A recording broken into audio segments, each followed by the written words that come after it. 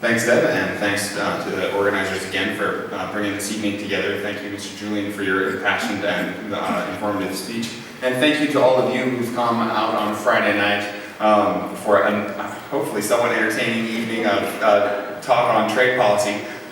It's such a pleasure to live in a community where people care about issues like this and are willing to come and give some of their time to learn more and find out what they can do to help preserve the integrity of our community over the long term. So thank you to all of you for being here.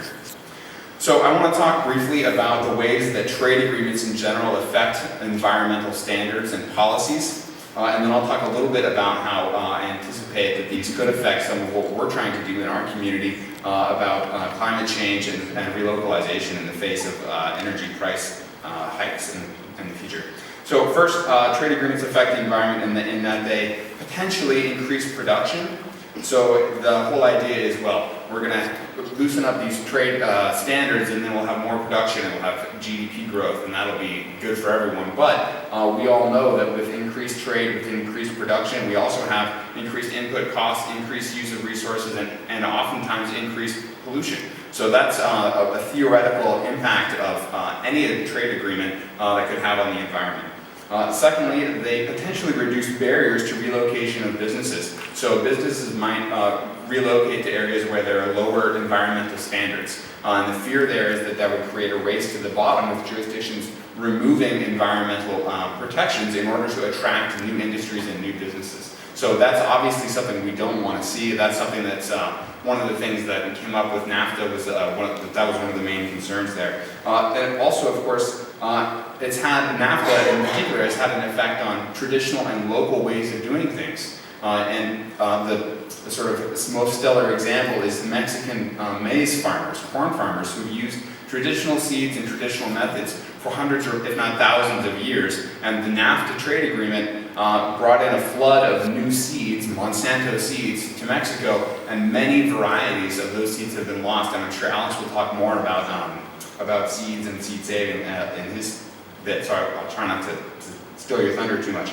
And then third, could potentially expose environmental regulations to accusations that they are non-tariff barriers to trade. So the classic examples of this, for example, the US weakened its Clean Air Act in order to, in compliance with the WTO ruling on Venezuelan gas. They basically said, well, we're going to make our standards for clean air weaker because we don't want to have to pay the penalty that the WTO wants to impose on us. And there are other examples relating to dolphin-safe tuna, to protection of sea turtles in the shrimping industry, and time and again, governments have been forced to actually lower their standards. And that brings me to another point, which I really appreciated your comments, Mr. Julian, that trade agreements in themselves don't have to be bad for us or for the environment. They can actually be good because one of the things that they can do is establish new standards for environmental quality.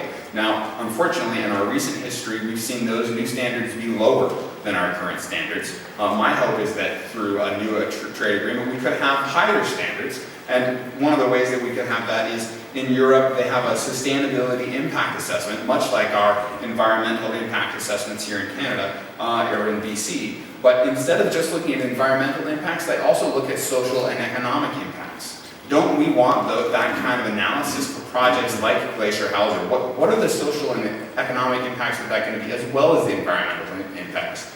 We need to know those things. And then secondly, in terms of potential benefits, they can create international cooperation on environmental issues. The Commission on Environmental Cooperation is a spin-off of NAFTA, and it's essentially a trilateral organization that's supposed to sort of safeguard to make sure that NAFTA's effect on the environment is controlled and mitigated. And they also have an impact in that the CEC provides an external mechanism for enforcement, which is something that could be very useful in a situation where we have a government that does not seem keen in Canada to enforce environmental regulations. So having an external body that we could turn to would be a great benefit. Unfortunately, those kinds of benefits aren't included in the CETA Act as it's written.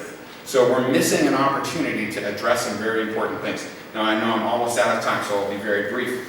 We do face two very key challenges. They're global challenges, but we need to respond to them locally because they require resilience and adaptability.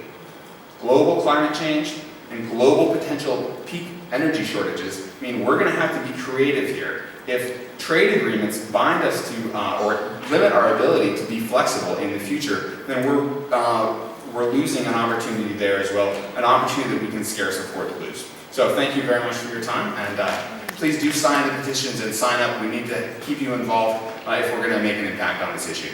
Thank you.